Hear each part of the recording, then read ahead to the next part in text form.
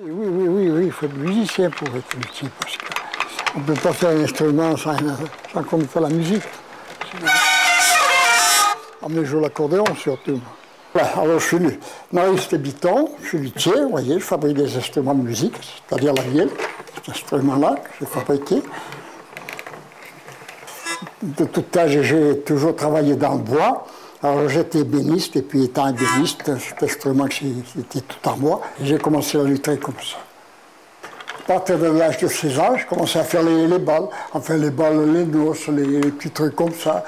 Pas les grandes balles, c'est pas les balles d'aujourd'hui. Quand on faisait un bal, on jouait à l'accordéon tout seul, on n'avait pas tout un orchestre. Maintenant, et voilà. C'est comme ça que j'ai appris à faire la musique. Voilà ma première ville.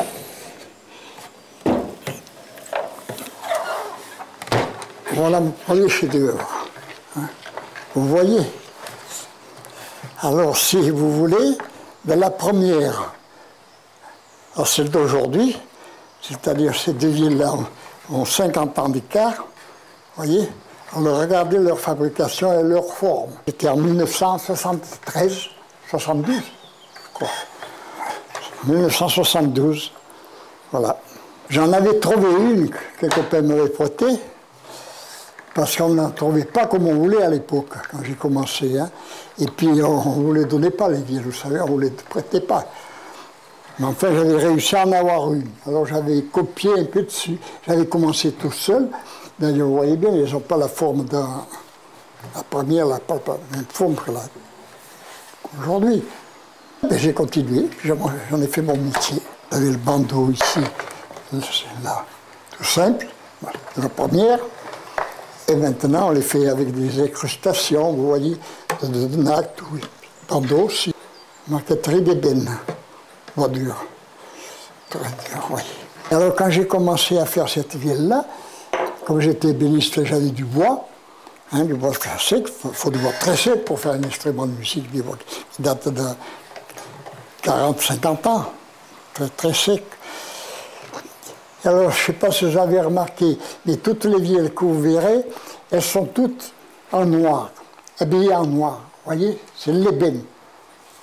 Vous voyez, elles sont toutes en noir. Et la première que j'avais fait, moi, je n'avais pas d'ébène, mais j'étais bien ébéniste. Mais, alors, je l'avais faite avec les bois que j'avais, les bois du pays. Et alors, il y a les connaisseurs qui sont en des visites, ils ont su que j'avais fabriqué une vielle. On m'est tombé dessus. Ils venaient, oh, tu fais une vielle comme ça, c'est pas des vieles, ça, j'étais pas fait comme ça, les vieles, autrefois. Tu regardes, je t'apporterai la mienne, moi je te ferai voir comment qu'elle s'était faite. Et bien, portez-la moi j'en vois pas de vielle, je ne sais pas comment c'est monté, je me fais ça d'après les images. Et bien, oui, en fait, elles étaient toutes recouvertes d'ébène, toutes.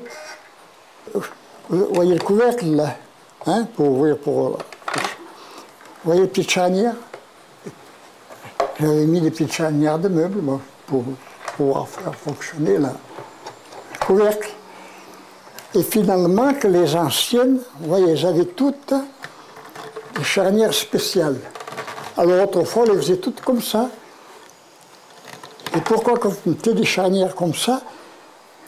C'est que, il y a peut-être 200 ans, peut-être plus, oui, plus de 200 ans, on n'avait pas le matériel pour faire des charnières modernes comme maintenant. Vous voyez, on faisait tout sur le bout des doigts.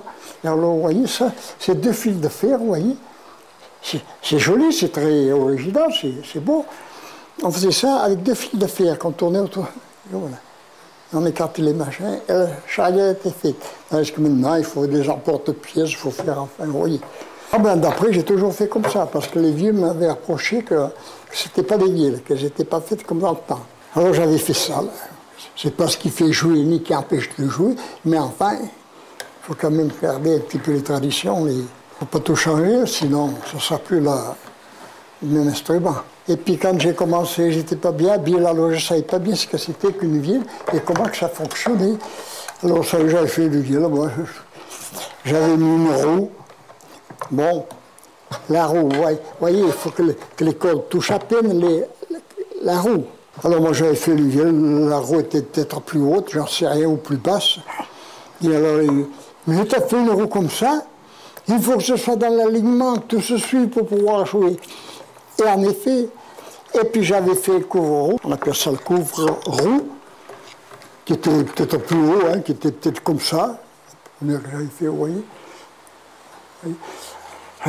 Mais, tu as fait couvre-roue si haut que ça, eh bien oui, il faut bien que ça couvre la roue. Mais c'est trop ça, tu vois bien, quand on joue, on ne peut pas jouer, il faut que la main puisse passer dessus. Vous voyez, c'est peut-être rien, mais c'est un gros détail quand même. Vous voyez? S'il est plus haut, comment voulez-vous jouer? Hein? Vous ne pouvez pas monter dessus. Vous pouvez pas. Voilà. Alors ça, c'était déjà un défaut. Il y avait pas mal de choses qui n'allaient pas, quoi. Et c'est les vieux qui me l'ont expliqué, qui m'ont donné l'idée de faire comme il faut, parce qu'ils en avaient vu des vieux, ils savaient comment c'était monté. Moi, j'en ai jamais vu, alors qu'est-ce que vous voulez? Oh, j'ai mis, je vous dirais, peut-être 1 an. Que maintenant, pour faire une huile, il faut 1 mois quand même. Quand même 1 mois pour faire une huile. Hein? Pour tout faire, tout et tout. Mais la première, j'étais pas au courant, on allait moins vite. On faisait une chose, on ne l'avait pas faite, il fallait la recommencer parce qu'elle n'était pas faite comme il faut. Alors, ça a pris du temps. On a fait le travail. C'est là que je travaille, que je fabrique les vielles. C'est le moule de la vielle. La vielle va être construite sur le moule, là-dessus. Hein? Vous mettez ce moule dans son gabarit. Voilà. Et on va construire autour. On met d'abord une douve. Hein? Voyez. On la met dans son gabarit. On la serre sur sa place. Hein? Sa plaquette dessus. Voilà la première plaquette. Hein? Qui va former la vielle. Voilà. Vous prenez une deuxième lame. Hein? On appelle ça les lames de la caisse, vous voyez. Hein? Et vous les ajustez à côté. Vous voyez? Votre ciel qui est déjà collé. Hein? Et vous la collez aussi. Elles ne sont pas bien fond pour faire, vous voyez? Et ainsi de suite. Quand vous avez mis celle-ci, vous la serrez, vous mettez la troisième, au bout. Vous formez votre caisse. Vous laissez sécher. Enfin, le lendemain, vous démontez tout, vous desserrez toutes les pièces, hein, vous les desserrez. Et vous enlevez votre vielle, votre caisse de vielle, qui est formée. Seulement, elle est plus ou moins collée, peut-être sur les... Vous voyez, dans les joints, pour éviter que ça colle sur la caisse, on met des bandes de papier, vous voyez. Vous avez deux noyers, le noir, le plus clair et jaune, c'est l'érable, vous voyez. Remarquez que la couleur ne vous donne pas le son, hein, ni vous l'empêche pas non plus, seulement ça fait une décoration. Vous pouvez être tout blanc ou tout jaune, il n'y a pas d'importance. Seulement, c'est une décoration. On appelle ça du bois ondé. Ce sont des ondes, vous voyez, elles sont en travers, elles ne sont pas longues comme ceci là, vous voyez. Qu'est-ce que c'est fait? Il est venu là, hein, il est venu là-dessus, voilà. Alors maintenant, il faut ajuster tout l'intérieur. Vous voyez, toutes les traverses qui vont à l'intérieur. Vous en avez 3 ici, comme ça, hein, voilà. Et puis vous avez des pivots qui vont, et quand vous avez monté tout ça, hein, quand vous avez ajusté, vous redémontez pour enlever la caisse de son calibre, hein, parce qu'on la laisse dans son calibre pour mettre ces traverses en place. Une fois que les traverses sont faites, il y a la table à ajuster dessus. Vous la préparez, vous faites l'emplacement de la roue, et puis vous faites toutes les décorations. Après, il faut ajuster la roue qui va dedans, parce que vous voyez, elle ne rentre pas, elle est trop large, ou elle est trop épaisse ou autre. Il faut qu'elle rentre complètement dedans. Voilà. Alors quand vous avez monté ça, et bien après il faut mettre la manivelle sur son axe. Hein? Ici. Ça. Une fois qu'elle est dedans avec son axe, vous la fixez là-dessus, et puis vous mettez une manivelle La décoration qui change, vous voyez. Vous en avez en bois, vous en avez en ivoire, vous en avez en... Hein, bon, sont toutes les mêmes. Alors voilà ce que c'est qu'une manivelle. Hein. Oui. C'est surtout du vieux matériel, mais enfin...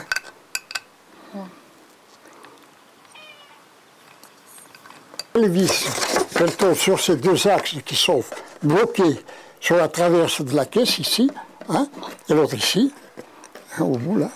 Voilà. Voilà. Et après, on peut tourner, voilà. Ça tourne dans la vielle, vous voyez, ça tourne dans la vielle. Je vous explique les chevalets. Bon, alors vous avez des chevalets, là, vous voyez, hein, qui sont en place, voilà, 3. Vous avez la roue, vous avez, ça se pas dedans. Et voilà. Et après, vous avez ce qu'on appelle le clavier, qui est composé, vous avez déjà vu, toute une rangée de sauterelles qui vous font les notes, hein, équipé avec ces deux charnières, là, vous voyez, le couvercle. On met la petite targette pour le fermer. Ce que vous voyez, c'est moi qui ai tout fabriqué, personne ne me fait rien. Personne. Je vais le faire à qui? La marqueterie aussi, c'est moi qui l'ai fait. Je l'ai fait toi, la marqueterie que je fais. C'est de l'ébène et de sycomore, si vous voulez, ou l'érable. Et là, c'est pareil, vous voyez, c'est la marqueterie pour faire des filets. Vous voyez, la marqueterie. Alors là, ce sont pour les couvercles, vous comprenez, là, la nacre. Vous voyez la nacre, ça éclaire, ça brille, ça a plusieurs facettes, la nacre. Pas trop lui la traîner parce que ça les raye. Chaque corde a sa clé. Vous voyez, vous avez 6 cordes là. Les 2 au champ, vous avez 2 chevalets ici, 2 là, vous en avez autant 2 ici.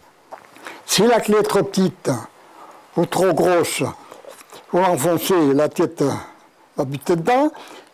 Si elle n'est pas assez machinée, vous voyez, elle sort trop, ça ne va pas non plus. Hein? Alors il faut qu'elle rentre là-bas pour pouvoir faire des trous, pour pouvoir mettre la corde, vous voyez. Vous avez une corde par clé, vous voyez. Vous les enroulez, puis après vous la sortez. Vous faites comme vous voulez, vous les coupez, mais enfin, vous autant laisser sortir. Quand elle casse, on les retire. Ah ben, la roue, elle est colophonée, comme la chaîne d'un violon, si vous voulez. S'il n'y a pas de résine, elle ne jouera pas. Hein. C'est la résine qui vous fera adhérer. Vous voyez les cordes, elles sont enrobées de coton, à l'endroit où elles frottent, sur la roue. Si on met du coton sur la corde, c'est pour empêcher l'usure de la corde. Hein. Parce que le bois en frottant, ça frotte, ça use. Alors c'est pour protéger. Avec la résonance, elles ne bougent pas, elles sont réglées, elles sont tendues, et puis c'est fini. C'est pas sa place. Là. Vous voyez? Et elles jouent toutes seules. Elles prennent le son de la roue, elles doivent donner le sol, là. Sol. Vous voyez, on les entend résonner légèrement, tout s'harmonise ensemble, ça vous fait une musique. Et puis vous avez tout un tas de bourdons que vous accordez après avec, là, pour faire un ensemble d'orchestre, si vous voulez. Vous savez que pour tout équilibrer, c'est difficile. Vous entendez ce mouvement, on entend. Ce mouvement est produit par un petit chien, on appelle ça le sabot, vous voyez. Regardez. Et ce sabot, il bascule, hein, il bascule tout le temps, il tape du talon. Et pour faire taper du talon, c'est cette corde-là qui le fait fonctionner. Vous voyez, vous le mettez dans sa place ici, hein, vous voyez, il est mobile. Sur le pied du chien, on met une plaquette d'os. Hein, parce que le chien, lui, il tape toujours du talon, comme ça, continuellement.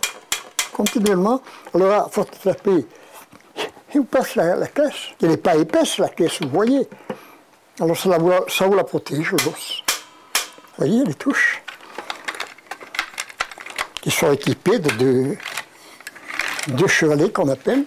Vous voyez, alors la touche est formée comme ça. Voilà une touche. La touche par elle-même, avec ces 2 chevalets. Vous voyez? Alors on tourne ça à la demande du réglage. Vous voyez? Il faut que ça puisse tourner. et que ça reste tourné, hein, que ça ne tombe pas tout seul. Vous voyez? Alors voilà, on met ça là-dessus. Hein, pour la mettre au repos. Hein, vous voyez? Là, elle joue, là. Vous voyez, on la touche, là. Tandis que si vous la pendez ici, elle ne touche plus. Il n'y en a qu'une qui joue. Hein, vous voyez? On voit bien qu'elle ne touche plus. Alors ça, vous voyez, c'est ce petit chevalet. Et bien ça, il faut y tourner ça aussi. Il faut y faire autour là-bas. Vous voyez, c'est peut-être rien, mais c'est un petit détail qui prend assez de travail. Vous voyez? Et alors on enfonce là-dedans. Vous voyez, c'est plus percé à la console. Il est un peu plus gros parce qu'il faut que ça soit bien coincé. Vous voyez? Ah, vous les voyez les touches là? Regardez comment elles sont passées. Vous voyez là? Vous avez 2 cm et ici vous avez 5 mm. Hein? Alors pour qu'elles soient toutes pareilles, les touches, pour gagner cette étendue-là et serrer celle-là, il a fallu partager. Alors pour partager, ben voilà, il faut tricher sur le contour des touches. C'est pour ça que vous en avez, vous voyez, qui sont pétants, qui sont pointus, qui sont... Il faut que les deux, on appelle ça des sauterons, que les deux touchent bien la corde en même temps. Vous voyez, j'en avais un qui touche avant, une. Donc il est trop grand celui-là. Vous voyez? Il faut qu'ils touchent bien, vous voyez, comme celui-là, vous voyez, ils touchent. Vous voyez, ils touchent ensemble, ceux-là, vous voyez? Il faut comme ça, sinon ça ne marche pas. Ça joue, mais ça fait des... Voilà, alors il faut les mettre à la même largeur. Alors, avec 2 notes, 2 touches, vous pouvez faire la même note. Vous voyez, je vais tourner l'un contre l'autre. Vous comprenez? Si j'arrive à les faire toucher, ils n'ont plus le même écartement après. Alors ça change. Oui, alors il faut chercher. Tout ça, ça se fait au début, ça se fait pas chaque fois qu'on prend la vielle, mais enfin, c'est les débuts qui sont là. Voilà. Alors là, on va essayer de l'accorder. Vous voyez que les cordes y sont maintenant. Il suffit de les mettre en mouvement. Alors bon, on va mettre la première. On va l'accorder.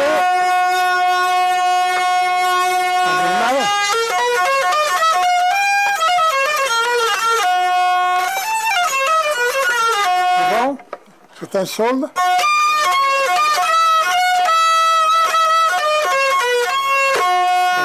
Alors, on va mettre la deuxième. On va l'accorder.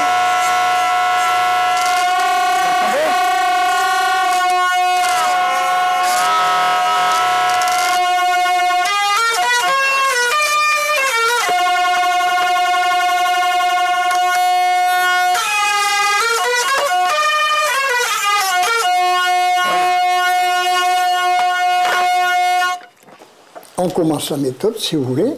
Hein. Vous avez un tour de roue. Hein. Vous voyez, le tour complet. Ici, vous avez un demi-tour. Hein. Et puis vous en avez encore tout le long du chemin, vous voyez. Là, vous en avez un quart. Là, vous en avez tout le tour. Là, vous en avez 2 fois demi-roue. Là, vous en avez les 3 quarts au départ et le 4e quart à l'arrivée, vous voyez. Et là, c'est le contraire. Vous en avez le quart au départ et le reste à l'arrivée. Le contraire de...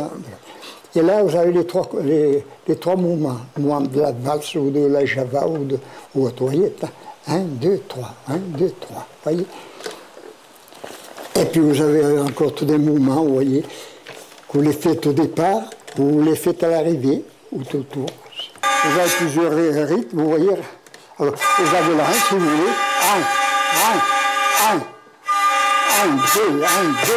1, 2, 3.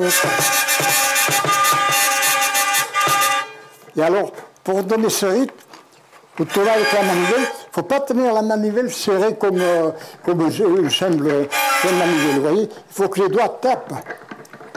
C'est ce qui fait vous permet de faire les à-coups. On va accorder le coup de poignet. Troisième corde.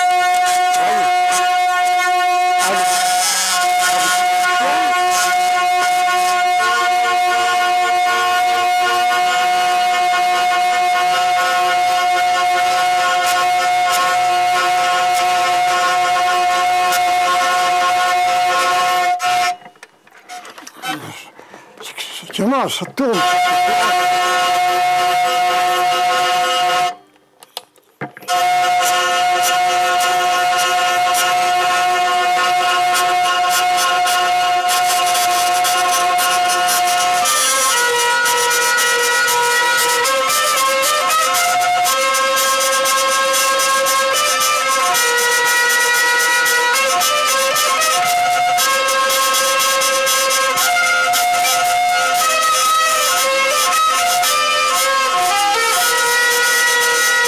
Alors c'est la note n'est pas juste là. Vous voyez, vous tournez les sauterelles, ce qu'on appelle les sauterelles. Ici, vous voyez, vous réglez votre note là. C'est ça que vous la règle. Les vielles, vous pouvez faire la vielle bombée, si vous voulez, ou la vielle plate, comme ça. Vous voyez, ça c'est une copie d'une vielle plate. C'est une copie, hein. C'est une vielle qui aujourd'hui, la vraie copie, elle aurait 200, 220, 230 ans. Vous voyez? Alors comme elle était très vieille, j'ai refait la copie. J'ai tout refait exactement. Alors vous pouvez remarquer la tête, les coquilles, toute la sculpture qui était faite autrefois. C'était très belle. Et bien autrefois, toutes les villes étaient plates. Il y a des centaines d'années. Tandis que maintenant, la ville est bombée. On a fait la ville bombée, pourquoi? On a monté un clavier sur un luth et puis ça fait la ville. Toujours la même fabrication. Hein. Ce qui compte dans une ville, voilà, c'est le mouvement, c'est la musique. Datée et signée à l'intérieur. Nous avons une étiquette ici, mais nous en avons une à l'intérieur aussi. Alors là, elles sont toutes tamponnées. J'ai commencé à faire cette première, et la deuxième, enfin. Et puis après, vous savez, c'est venu, je ne sais même pas comment, les copains ou les voisins, oh, tu m'en feras une, tu m'en feras une, tu m'en feras une. Et voilà, c'est parti comme ça. Avant, c'est parti comme ça. Alors j'ai commencé à fabriquer, très content même. Parce que bon, j'étais pas gêné, j'étais tout seul dans le coin, tout seul dans le Puy-de-Dôme. J'avais eu des inconvénients au départ parce qu'il a fallu tout apprendre, tout chercher. Ah ben si, n'importe qui peut bien, mais voilà, il faut se lancer dans le métier. Il faut quand même faire un apprentissage, enfin apprendre un petit peu ce que c'est. On ne peut pas faire un instrument comme ça. C'est un bon métier, je trouve que c'est un bon métier. Bon, j'ai 3 ans de délai. Oh, 3 ans. Alors, vous voyez, sortent des clients, vous voyez, sortent des clients, du monde entier, oui. Oh oui, pas loin. Si, moi j'avais du travail, puisque c'était mon gagne-pain, je faisais que ça. Moi j'étais connu, on me connaissait, je connaissais mes vieles, je savais ce que c'était. Mais un qui voudrait fabriquer des vieles pour vendre comme ça, est-ce qu'il va gagner sa vie avec ça? Hein? Il n'arrivera pas à les vendre. Maintenant, je ne sais pas qui c'est qui va me remplacer. Même celui-là, vous voyez, c'est le fils qui me l'a porté. Eh bien, il n'est pas capable de l'arranger, lui. Et pourtant, il m'a assez dû faire, il m'a aidé à tout, là, à faire du tour, il était tourneur, lui, mécanicien. Alors, vous voyez, eh ben, j'aurais bien dit que le fils, par exemple, prenne la suite. Vous voyez, vous avez pas mal de matériel qui est tout prêt, là, vous voyez, il n'y a qu'à faire le montage, elles sont faites déjà à moitié, les vieles. Il n'y aurait pas de peine, il y aurait de quoi gagner de l'argent, mais enfin, c'est comme ça. Hein? Il préfère faire sa mécanique, ça. Ça, il a bien raison, parce que les vieles, ça ne gagne pas toujours la vie, comme on dit. Remarquez, il n'y a pas de prix, il n'y a pas de prix d'imposer, on fait bien le prix qu'on veut. Mais enfin, il faut quand même pouvoir vendre. Hein. Une vielle, ça demande un mois de travail. Alors, comptez qu'au prix d'un ouvrier, si vous voulez, des manœuvres même, eh bien, regardez à combien ça la porte déjà. Et la matière première, la camelote et tout.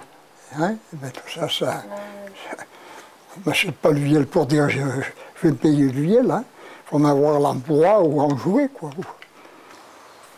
Ensuite, j'en ai assez, j'en ai assez des particuliers qui en ont, qui les ont dans leur grenier, pour ainsi dire. Comme ça, comme souvenir. Mais autrement, on n'achète pas le vielle, quoi. Comme ça. Donc tout ça, j'avais entendu parler de Gaston Rivière. C'était le maître de la vielle. Il est mort déjà, il y a déjà 2 ans. Vous voyez. Et là aussi, c'était un très bon violon de Clermont. Là, c'est Philippe Clé, qui fait du cinéma. Philippe Clé, chanteur, vous connaissez la radio. Là, c'était le client. Là, ce sont des clients. Celui-là est de Bourges. Celui-là, je ne sais pas d'où ils sont. Enfin, il y en a de tous les pays, vous voyez.